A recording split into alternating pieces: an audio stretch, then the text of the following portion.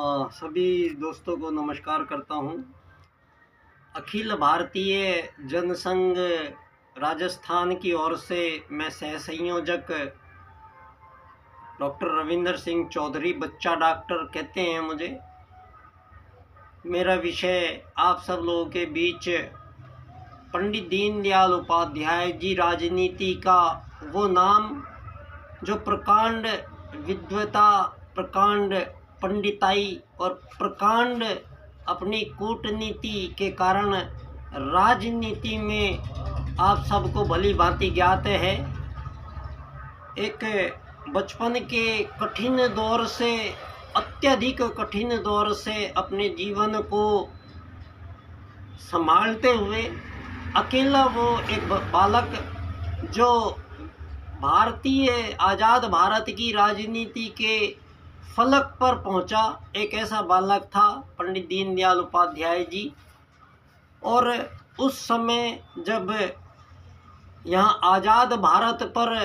षड्यंत्र पूर्वक ही हुआ है ये सारा काम, और भारत पर पूंजीवादी लोकतंत्रवाद की पद्धति को इम्प्लीमेंट हुआ है। और इससे यहाँ पर जब ये इम्प्लीमेंट हो रहा था भारत में, उस समय मैं यहाँ पर एक बात बहुत ज़रूरी बतानी आवश्यक है आप सब लोगों को। सुभाष चंद्र बोस जी के बारे में जानना सबको ज़रूरी है, क्योंकि उन्होंने हमारे देश को आज़ाद करा चुके थे और आज़ाद हिंद सरकार उन्होंने स्थापित कर चुके थे। और आज़ाद हिंद सरकार के साथ साथ उनके सारे मंत्रालय मौजूद थे, और उन्होंने आज़ाद हिंद बैंक और आज़ाद हिंद रुपये का भी यहाँ प्रचलन, आज़ाद भारत की वो मुद्रा जो सारी दुनिया में आज अगर वो सरकार होती तो आज जो ये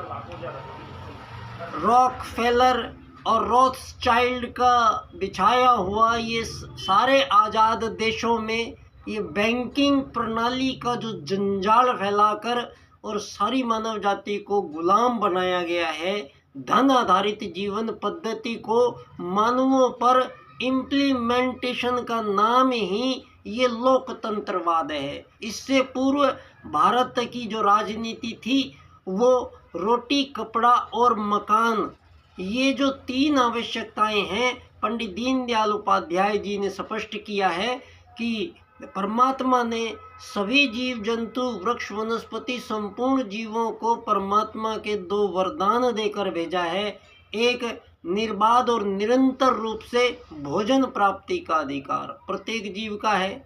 और दूसरा है कर्म करने का अधिकार प्रत्येक जीव का है। और यहाँ दोनों ही बातों में हमें बरगला कर दूसरे रास्ते पर, उल्टे रास्ते पर, एक ऐसे ही रास्ते पर डाला गया है जो एक परिवार, जिसके 11 परिवार, 13 परिवार हैं, ये रोथस्चाइल्ड और रॉकफेलर,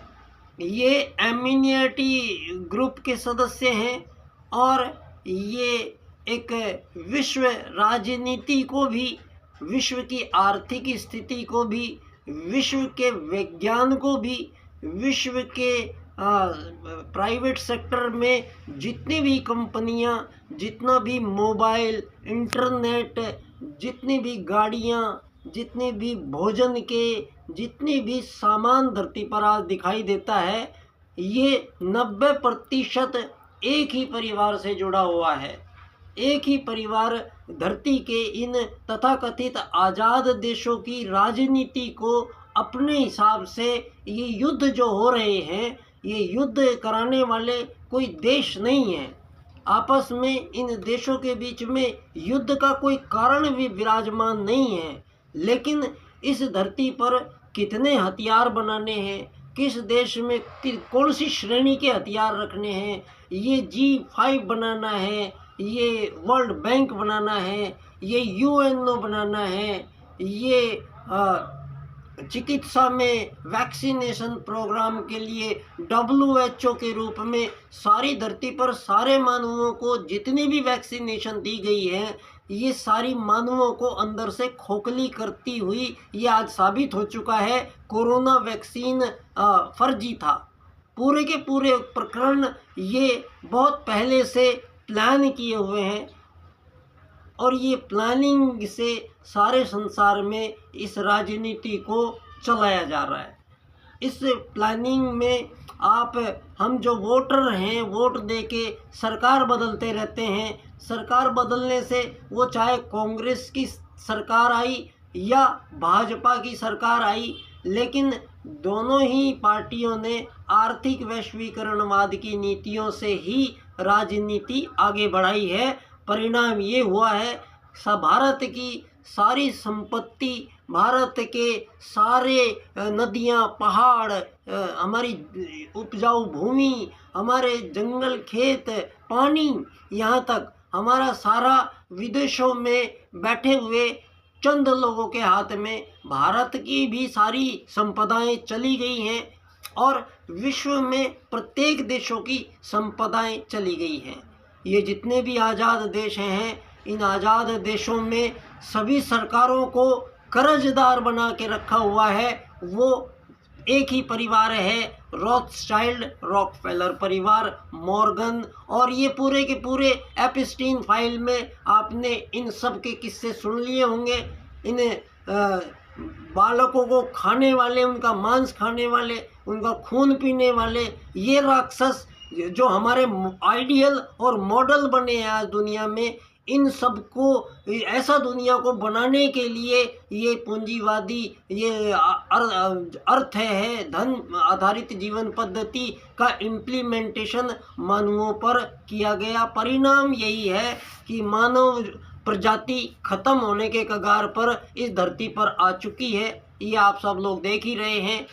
आर्टिफिशियल इंटेलिजेंस के आने के बाद सारी दुनिया में रोजगार, मानवों को यहाँ काम करने के लिए नहीं है, तो उनकी प्लानिंग ये है कि अब दुनिया को कम कर दिया जाए। इसके लिए चाहे उनको परमाणु बम भी चलाना पड़ेगा, तो ये इन सरकारों के बीच में बैठे हुए अपने गुर्गों के कारण और सारे देशों में जो ये अरबपति लोग बैठे हुए हैं, ये सारे अरबपति, धीरूभाई अंबानी, अनिल अंबानी, मुकेश अंबानी, ये टाटा जी, ये अजीज प्रेम जी, ये जुकरबर्ग, ये सारे के सारे जितने भी अरबपति हैं, ये सब उन्हीं परिवार से, उनके परिवार में ले